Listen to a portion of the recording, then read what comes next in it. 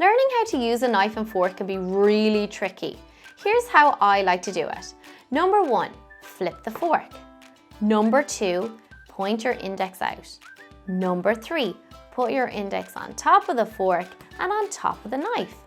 Number 4, grab the end of the knife and the fork.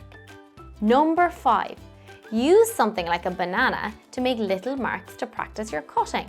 The fork goes straight in for number 6, and number 7, go back and front with the knife. You did it! Now let's practice again. The fork goes in the red, and it has to stay straight, don't bend it down.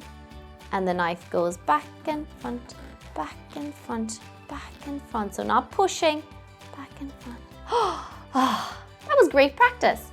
You should practice this at home. Make sure you use a safe knife, and then you can use it with harder things to cut and for your dinner. Enjoy!